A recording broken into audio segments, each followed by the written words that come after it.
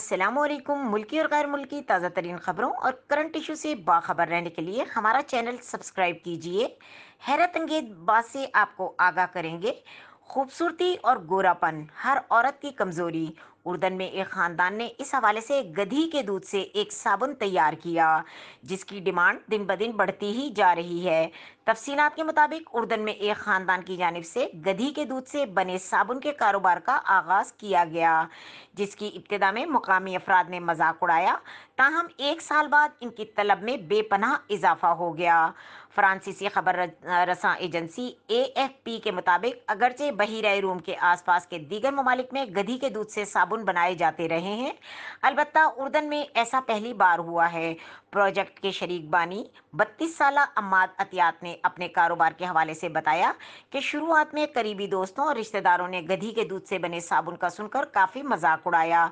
यह आइडिया इनकी वालदा सलमा अल जूबी की जानिब से पेश किया गया था। उन्होंने बताया कि लोगों ने आगाज में कहा कि हम इस दूध से बनी कोई शय अपने चेहरे पर इस्तेमाल नहीं करेंगे, लेकिन साबुन को इस्तेमाल करने के बाद लोगों के ख्यालात मुकम्मल तौर पर तब्दील हो गए और अब हम 4500 से जायद साबुन की टिक्कियाँ एक माह में तैयार करते हैं। गधी के दूध से बने साबुन के फवाइद। कहा जाता है कि गधी का दूध काबिल इस्तेमाल मुफीद धातुओं और प्रोटीन से भरपूर होता है, जो जिल्द की नमी को बरकरार रखने में मदद फराहम करता है।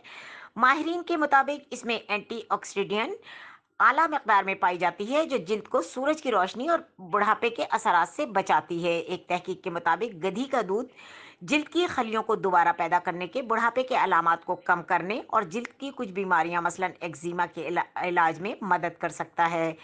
इस खास किस्म के साबुन की तैयारी में जैतून, बादाम और नारियल का तेल इस्तेमाल किया जाता है। 85 ग्राम साबुन की कीमत 8 उर्दनी दिनार यानी $11 है, जबकि 125 ग्राम का एक बड़ा साबुन 10 दिनार यानी $14 में फरोख्त होता है। अमाद अपने कारोबार को मजीद बढ़ाने के लिए गधी के दूध से साबुन के अलावा क्रीमें, लोशन बनाने पर भी गौर कर रहे हैं। अमाद की वालदा का कहना है कि अपने इस कारोबार से वो लोगों को नौकरियां फराहम करने का जरिया भी बनेंगी।